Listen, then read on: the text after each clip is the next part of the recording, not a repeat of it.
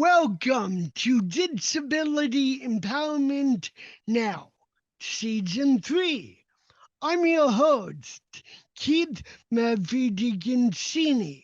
Today I'm talking to my dear friend Peter Hughes, the Director of Adaptive Athletics at the University of Arizona and founder of War of Wheelchair Athletes Worldwide. Take 2.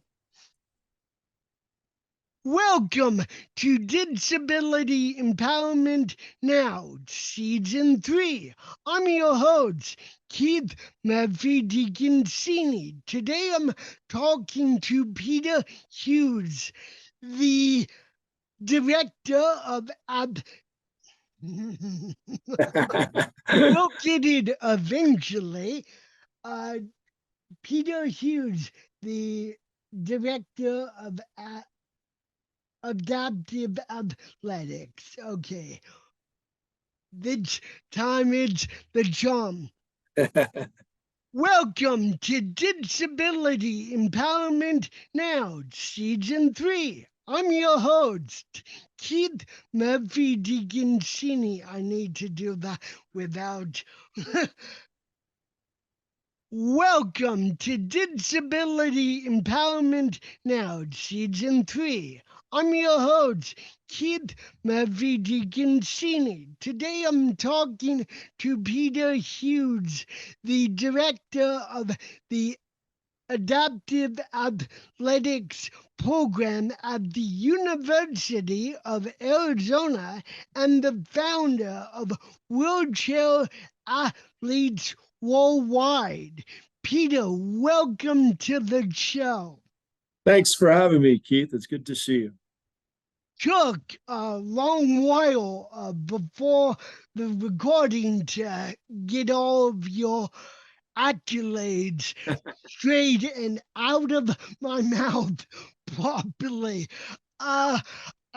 We've known each other for, gosh, almost a decade now. Would you mind telling the listeners how we met? Well, I think we might have ran into each other once or twice before we served together, right, on the Commission of Disability Issues and the Mayor's Council on Disability Issues, where we worked more closely together. But I'm sure we ran into each other once or twice, I think, at some Center for Independent Living events and out in the community of Tucson. Yes, that's correct.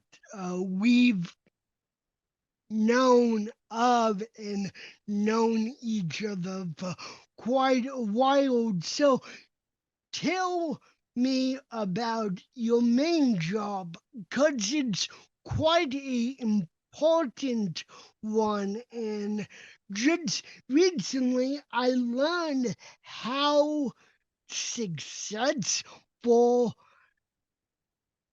the U of A's adaptive athletics program was. Yeah, well, as director of adaptive athletics, I've been here for like 6 years, and we have the largest adaptive sport program based in any college anywhere in the world. We provide more opportunities and offer more scholarships and more programming for students with disabilities, from the University of Arizona. So right now, I think we're at 8 teams. If I name them all, we can try. Let's see. We'll start with men's and women's wheelchair basketball, wheelchair track and road racing, hand cycling, para triathlon, wheelchair tennis, wheelchair rugby. Here we go. Adaptive golf and para swim. I think I got them all. But we're one of the few universities, I think, or few places in the world that offer adaptive golf and para swim. And it's our goal here, really, if you're a student at the University of Arizona and you come to me saying, I have a disability and I want to play this sport, doesn't really matter the sport. It's my job to figure out how I can help you get to that, represent the university in that sport. So para sport, adaptive golf have really grown very strong in the last couple years. And para triathlon's our new one, and that seems to be growing pretty quickly too. I think I already know the answer to this, but for the listeners, what got you involved with adaptive athletics in the first place?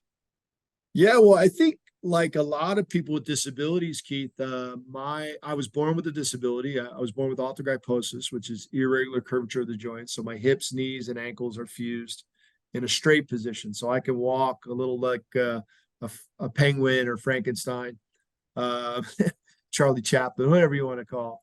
But I didn't want anything to do growing up with people with disabilities because of the social stigma. Say that again, because I think that's a very important point. Right. I, I would never assume that every advocate starts at that point, Right. but I know I did, and I know it's a lot more common for advocates to start at that critical point, even though it's a negative one, but it's sort of like a rite of passage in a way. So please repeat what you just said. Yeah, and like many of the people that I have met in this disability advocacy world, I started not really wanting to be associated with the disabled culture of the disability world. I could walk. I didn't need a wheelchair. I didn't need special schooling. I could be independent. That wasn't me. Um, and and in reality, I think it hurt my opportunity to be an adaptive athlete to the levels that I could have been because I was introduced to wheelchair sports, elite wheelchair sports in Australia in 1998 when I was getting my master's degree in sports psychology to be a football coach. So I was coaching, and then I was introduced to elite adaptive athletics. And I fell in love with it and was pulled away from coaching football and pulled into this field of adaptive athletics. I think prior to that, I was probably an advocate for disability fitness and trying to stay in shape, but I didn't really work specifically with the disability community. I worked with individuals with disabilities, but there is that social perception, right, that people with disabilities, the stigma of people with disabilities are not real athletes. And in my mind, I think I really started to believe that until I found adaptive sports at the elite level, and I was like, oh, I can get into this and actually compete, which I love to do. So yeah. So I termed off of Cody the commission on disability issues for the city of Tucson, Arizona, I think in 2017 or maybe 18. I can't remember. How long were you involved with the commission? Yeah, I left soon after you left. Like your term was up, and then you moved, I think, back to New York for a little while. Uh, I did indeed. right, and then I left right after you left. As you're aware, when you do these committees, sometimes you have to make quorum, and if people don't show up, you can sometimes, if you don't have a good strong group, you can feel like you're spinning your wheels a little bit. Cody never had that problem. Yeah. Sarcasm there. Yeah. Inside joke. I thought Uh, I thought you were Everyone's contradicting. great on that commission, by the way. It just took a good long while to get us there. It did. It did. We did good work. And you know, it opened my eyes to a lot of the community issues that people with disabilities face.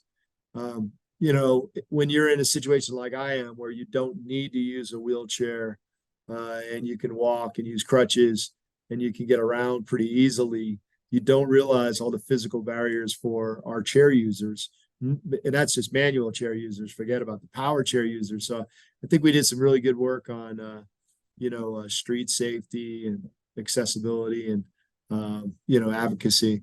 So it was an interesting time for sure. Yes, it was. So getting back to your main job at the U of A, what has it been like propelling the program forward to where it is today and constantly improving? And how does it feel to be the director and receive all of the accolades that your players so rightfully deserve? Yeah, you know, it's interesting. My primary goal is and will always be, I think, as director, to raise funds for the program to keep them going and to enhance certain relationships. It's all about relationships, right? So I'm working with campus health and with campus rec and the athletics department, and I'm always raising money with donors. Um, and then making sure I manage the coaches. We have a, you know, the good news is we have a great coaching staff, and the athletes that we recruit from around the world. Now we have international athletes, students here as well. Um, they're very serious about our vision as well and how they represent our program. So they make our athletes make it very easy. You know, obviously running events and fundraisers can be kind of a headache at times.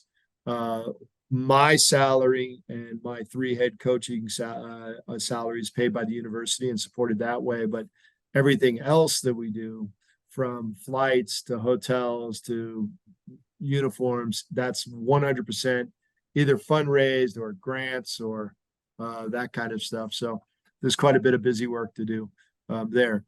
But propelling them forward is probably because I'm so competitive in my nature. Like I hear Alabama has a $10 million standalone adaptive center.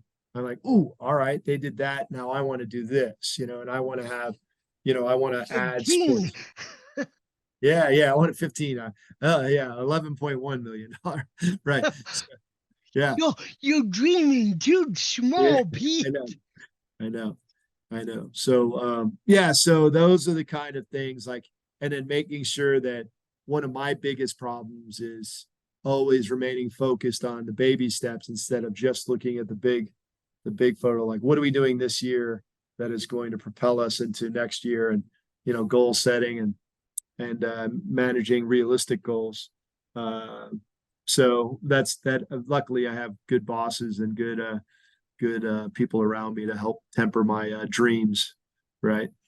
Yeah, collaboration is important, and I wanted you to talk about your relationship with your head coaches. Well, one who I think we both know and served with on the commission, if I remember that correctly. But before we get to that, do you remember when you started as the director, how big the program was when you took over to how big it is now? And what are your goals to grow the membership?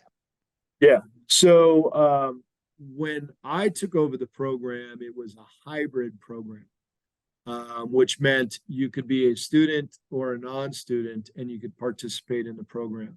So we had, I think, maybe 15. At the time, we were pretty low on student athletes, maybe 13 to 15 student athletes between all of our programs at the time, which was rugby, tennis, men's and women's wheelchair basketball, and track. I really felt strongly that since we were the University of Arizona, that we needed to push hard for student athletes, in which case we needed to do something with the community members. We can't just kick them to the street. And I was extraordinarily fortunate that at the time I became director, Mia Hansen and my friend Mike Rosenkrantz created Southern Arizona Adaptive Sports for the community. And then I was able to leverage some of the events that were going on at the University of Arizona, like they rebuilt concession stands at the football, softball, and baseball stadiums, and they rebuilt them with people with wheelchairs in mind, accessible, like universal design, so that wheelchair users could actually work the concession stands, and the community members were able to take that.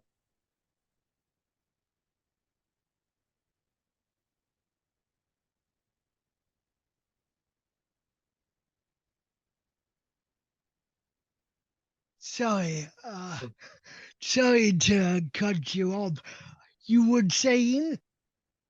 Yeah, so the community, we needed the community to flourish too. So we had a 5-year transition plan here where we would eliminate community members and just have student athletes within 5 years. And we were able to do that. It worked pretty well.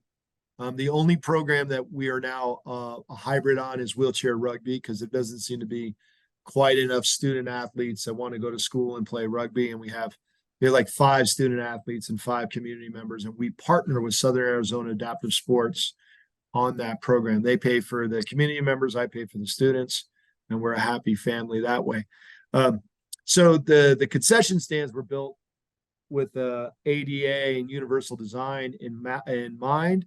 The community members were able to work and get money directly to their nonprofit for their work, which kickstarted them into a giant program now. So not only do we have the largest university program, we have one of the most, I can't say the largest because I don't know, but we got to have one of the largest, most robust adaptive sports communities anywhere in Tucson too. Any given day you could see there are probably about 150 people with disabilities out there exercising one way, shape, or form through the 2 programs, which is really exciting to be part of. So, who are the head coaches in the collaborative nature of the program? So our basketball coach is Mike Beardsley, who right now is at the Paralympian Games. He's the head coach of Team Puerto Rico as well. So he's doing his Puerto Rico job duties right now. I guess they had to play the United States yesterday, so that's always a tough one to take. But he's doing a great job. Our men's basketball team is ranked number 2. My women's wheelchair basketball coach is 2-time Paralympian Josie Aslaskin, who took over for Coach Jen Poyce, who I coached. Of course, I was the women's coach, and she's doing she's rebuilt the women's program from scratch, and they've got a great bunch of athletes, student athletes over there. A wheelchair track, Coach Derek Brown just retired, so he's no longer with our program, and he was here for 25 or 26 years, did a lot of work here. Yeah. Yep. So we're looking like for track. Then we have a para swim. We have Brian Barton, a wheelchair tennis coach, who's a 3-time Paralympian. And then we have Laura Utz, who is our para swim coach. She has a nonprofit called Swim with Fins and works with children with autism and cognitive disabilities, as well as physical disabilities and emotional disabilities, to teach them all how to swim and work out in the pool. So I was very happy to sign her last year to be part of the staff. Well, that's quite an incredible bunch of people. Yeah, then there's other situations like adaptive golf and para triathlon that they have their own independent coaches and stuff like that. So So let's move a little to your other job as founder of Wheelchair Athletes Worldwide. yes. So a couple years ago, I was lucky enough to be playing in a beautiful island of Cyprus, the island of Cyprus in the middle of the Mediterranean Sea. I was playing wheelchair basketball with some friends, and we had a sponsor, and the sponsor paid for the whole trip. So about for a 1 week trip, it was about a $40,000 expenditure to the sponsors. And I was sitting there having a beverage, probably a beer, uh, and saying how great this You was. know. Saying how great this was, and he said, "Yeah, it is great. We're having a great time. We're winning our games. We're having fun. But are we leaving a lasting effect on the world of disability? Are we helping kids? Are we doing this, that, and the other thing?"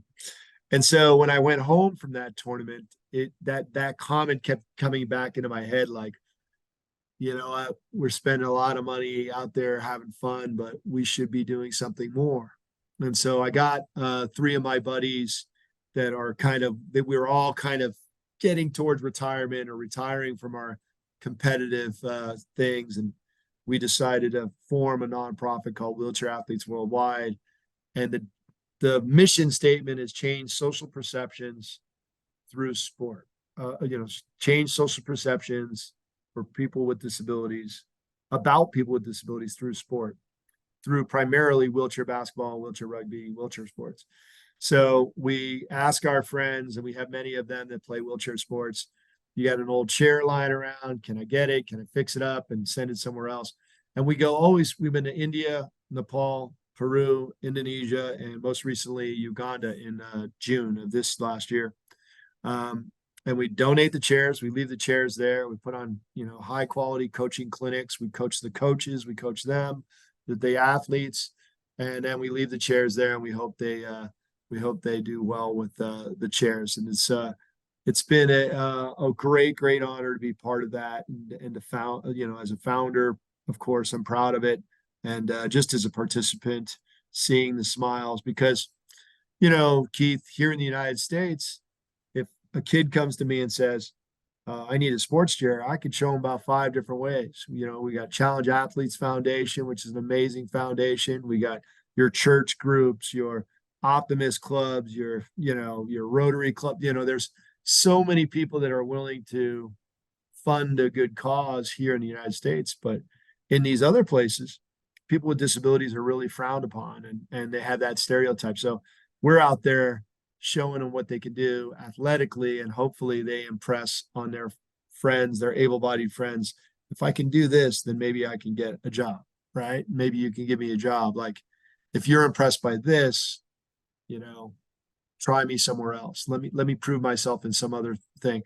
So, that we might be ending that program, the Wheelchair Athletes Worldwide, now, because it's a lot of work, and I'm getting old. So we'll see what happens. Nonsense. Yeah, no, I, it's a lot of work. So So,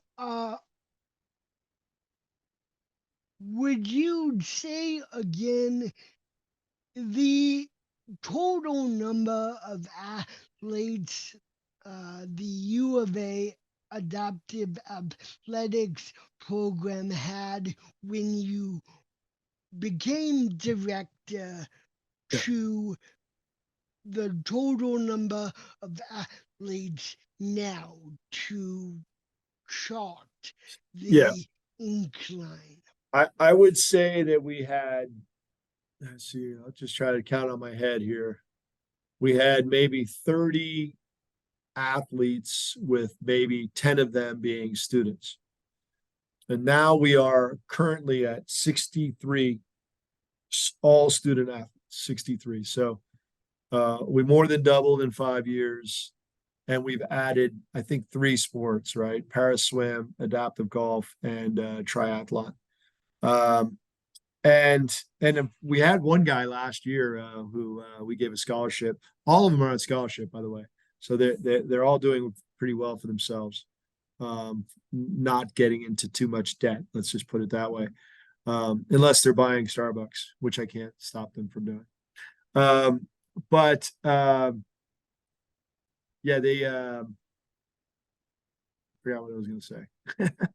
So the distinction of being one of the best and most well-known adaptive programs in the country, that must add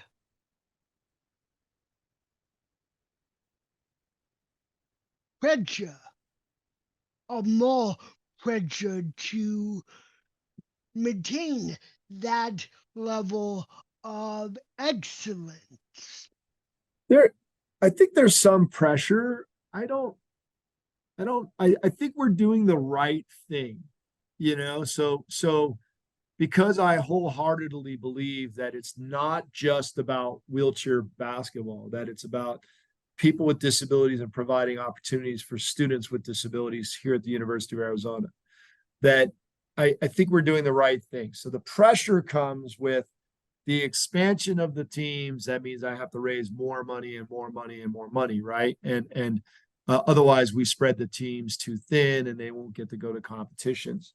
Now, we have amazing supporters. Jim and Vicky Click as a primary supporters.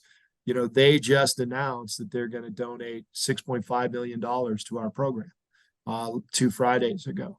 So that's, yeah, yeah. So Trying to compute yeah, that number in my math riddled brain. yeah.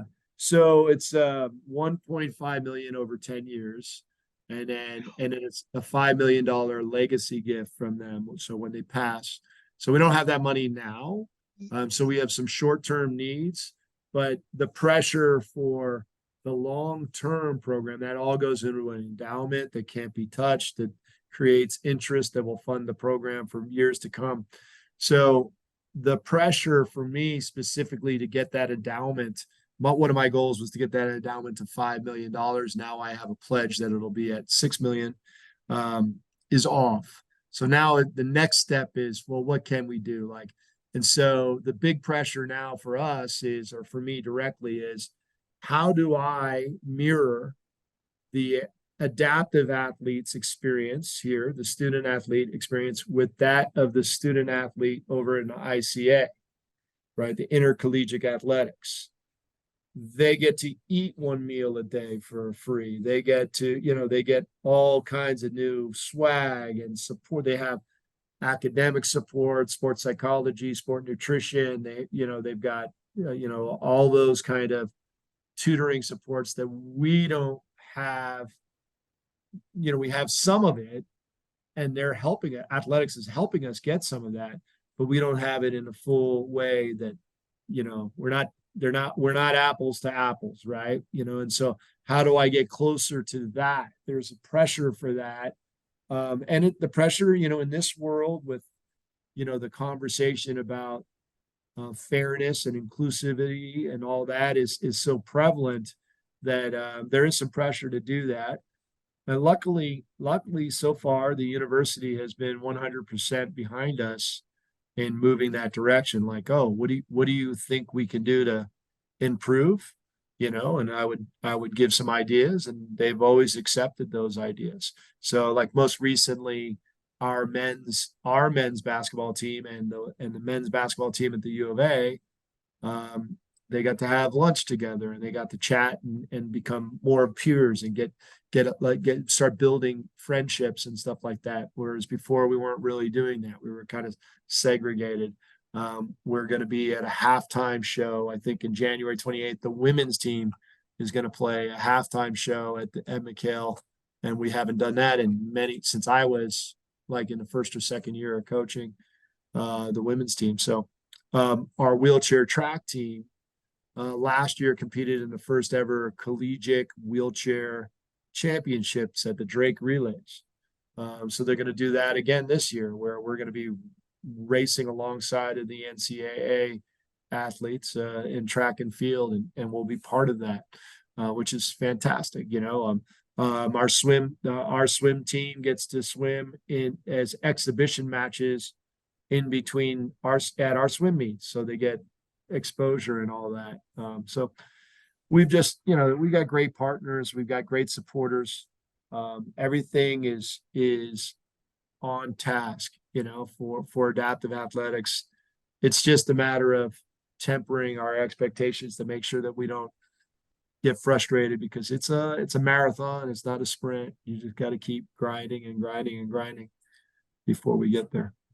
How many games, tournaments within a academic year do you guys compete in?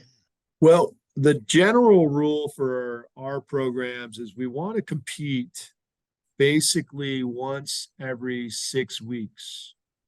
So the men's and women's basketball, they're a little bit more active, right? So they're trying to compete like once a month. Our home tournaments, so in fact, December 1st to the 3rd, if anybody is in Tucson wants to come, we'll have a wheelchair rugby tournament at Campus Rec. And then in late January is our women's basketball tournament, and then I think early March is our men's wheelchair basketball team tournament. So, but I think they all go to about 8 tournaments each. I think we did total last year. We did 30 events total for all the programs. So it's a good number. So, what are some of the long-term goals? I mean, you mentioned the endowment, getting it, pledging 5, getting 6. Yep. As you look towards the next 5 or 10 years, and I don't want to put words in your mouth, but looking for your successor, Yeah. probably not. But what are some of the goals? Where would you want to leave the program? Well, we've got some shorter term goals. Like in 2006, we're going to start sled hockey. There's a 2006? 2006, January 2006, we should start. We'll be recruiting earlier. That's when the Mosaic Iceplex is supposed to be built here in Tucson, over by the Keno Sports Complex. Do you mean 2006? 20. Oh, sorry, 2026. Yes, you're right. Sorry. Time 06. warp? My Did mistake. we My mistake. just get sucked into Doctor Who? Yeah. 2026, January of 2026.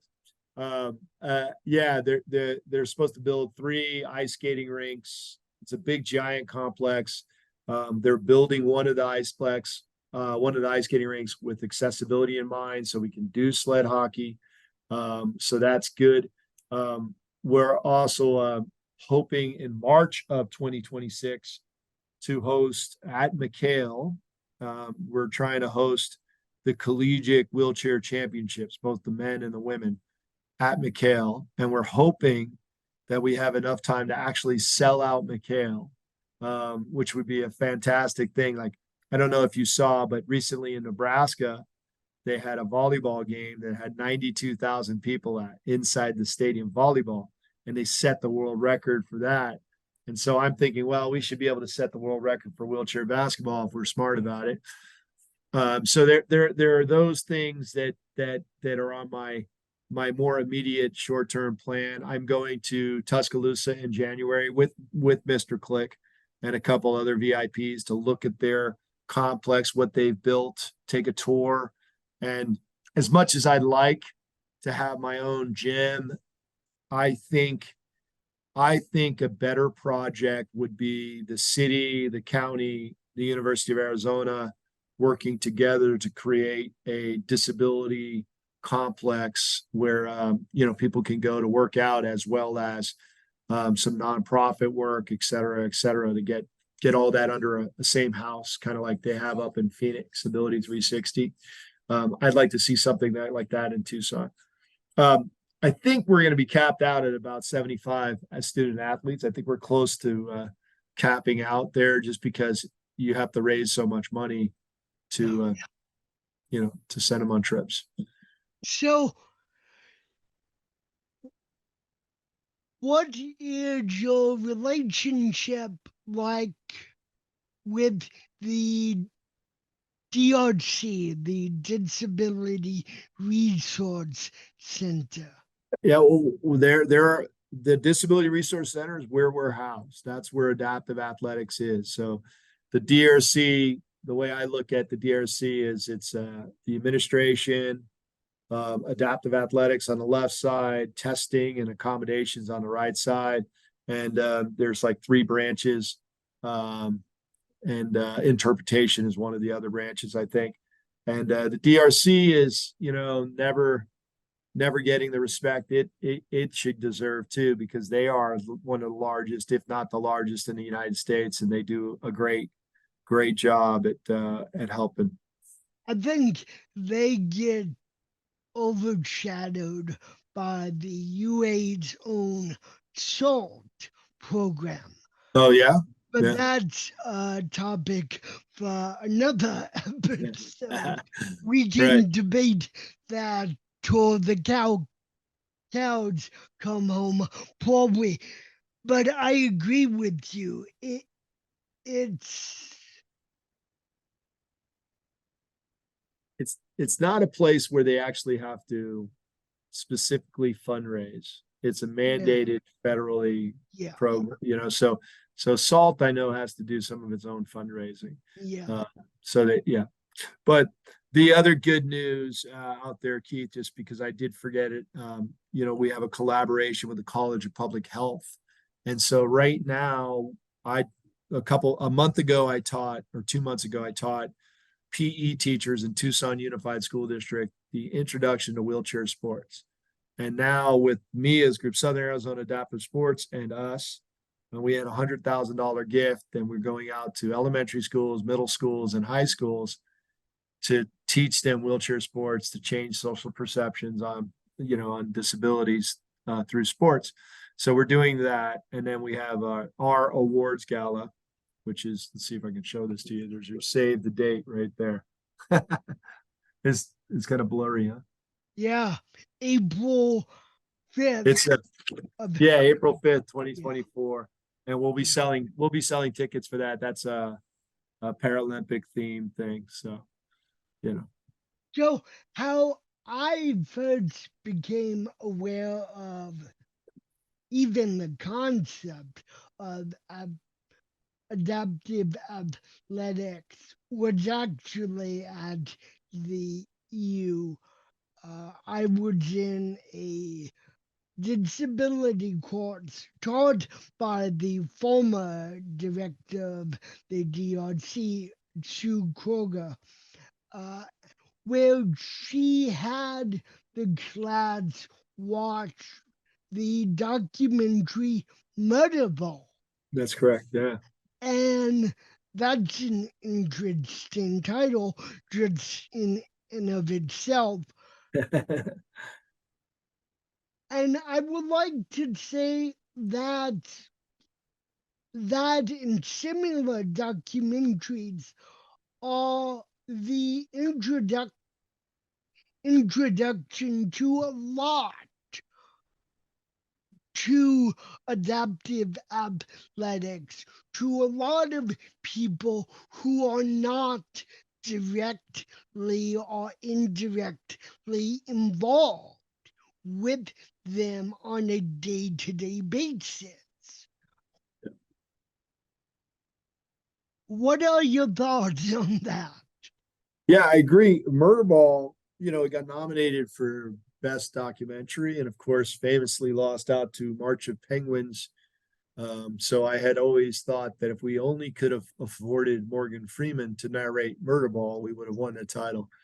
Uh, uh, but yeah, and it's fun to watch Murderball even to this day because some of those athletes in that movie are directly from the University of Arizona. So it's quite Holy moly. yeah, it's quite exciting to see them like, oh, look, there's a young Chad Cohn. And of course the Paralympics has really grown since Beijing, right? In 2004, I think it was. No, 2008, the Beijing Games were amazing. How many people were in that, and then London did a great job, and then Rio. So and nowadays we're doing Paralympic watch parties too. We find a new sports bar, we just get everybody together and watch the games at a sports bar, which is kind of fun to do. So I think the movement of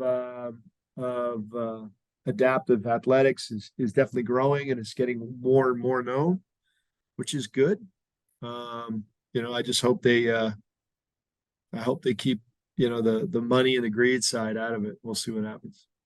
So, if there are any inspiring advocates who are, let's say, just getting out of school and want to make that advocacy, self advocacy, their lives work, what are some action steps that you can provide them? Because you've been doing this and been in advocacy for quite a long time. And we talked about how you started, which is the mindset you started with, which I started with, and it's a lot more common than people let on. But now that you're very seasoned in advocacy, what are some tips you can give the next generation of advocates? Um, well, I guess the number one thing is always look at progress as dips and valleys, right? And that it's not going to go straight up. You're gonna get some hiccups in it. Just so long as your stock portfolio ends at the top, then you're okay. So take some patience. Understand that as an advocate for special causes and disabilities and all that, there are going to be some things that just really piss you off. They're not right now, and they should be right now. But if you lose your temper, then you'll slow that fight. You've got to kind of control your temper, even if you see something that's somewhat outrageous. So long as somebody's not getting injured or hurt or whatever, it's like it's a slight and it needs to be corrected. Just keep working, and then the other thing that I would suggest to people is don't do it on your own. Like get a team. If you're doing it on your own, you're going to burn yourself out. Learn to say no occasionally. Like make sure that you yourself are financially set up and emotionally and physically and mentally stable. Otherwise, if advocacy a lot of times is about fixing other people's problems too. You may be part of it, but if you're not directly impacted, it's somebody else that you can burn out pretty quick, I think, in advocacy. So just make sure you breathe, make sure you have fun doing this too. Like if this isn't fun and it's just all work and all anger and all like, they're not doing this, they're not doing that, then it's not worth it really. Like you gotta enjoy the process. It's just like building a champion, right? Like when you build an athlete, I've worked with over 25 Paralympians now personally, and each one of them, they have it in them to be a champion. They just need encouragement and support and help, right? And sometimes they don't know they need all of those things, but that's the same thing I feel like advocates need. They need encouragement, they need support, and sometimes they need help. They can't do it all themselves. So those are the things that I would recommend, the patience, don't get too emotional about things right away, like just relax and move forward. So I hope that both people with disabilities and people who have yet to discover and embrace their own disabilities listen to this podcast or watch this video cast. We'll both know. Um, and we've talked a lot on this episode about a lot of different things. I'm not naive to think that what people with disabilities will take away from this episode is the same thing that people who have yet to discover and embrace their disabilities will take away from this episode. So, as my guests, what do you hope that listeners with disabilities take away from this episode? And what do you hope that listeners who have yet to discover and embrace their disabilities take away from this episode? Yeah, well, I think if you're looking directly at my story, I'm no genius. I'm not, I just have a very determined work ethic. That's the only reason why I've gotten this program to where it is because I'm determined and I'll keep working, keep working, keep working. Um, I'm not a big thinker. I've been very lucky too. But I think the one thing that I would like all of your listeners to know is that they need to get in the game one way, shape, or form. They can't sit on the sidelines and just watch. Um, I like watching movies just as much as the next guy. I love the superhero movies, and my son and I go to those all the time. But in the real world, we need to get up and get our hands dirty a little bit. And so, I challenge your listeners to do that. Like find something find a cause that they want to champion and see how they can do it, how they can evolve it. One of the big things one of the big things about wheelchair athletes worldwide was, yeah, it was hard to get the chairs fixed and bring the chairs over to a different country, flying with 15 chairs and doing all that. It was hard to do that. But it wasn't that much money. It was really a commitment of my time. And you guys got to understand too that your time is valuable. And if you use it valuably, you know, it will be appreciated, if not by anybody else, but by yourself. Like, oh, I did this. When you look back and when you look at that mirror on the wall, you're like, that guy's all right, or that girl's all right. Like he sacrificed or she sacrificed for the better good. And that's a good feeling to have when you walk into the next day of your life, right? So that's what I would say. Listeners, get up. Let's get some good work done and share what.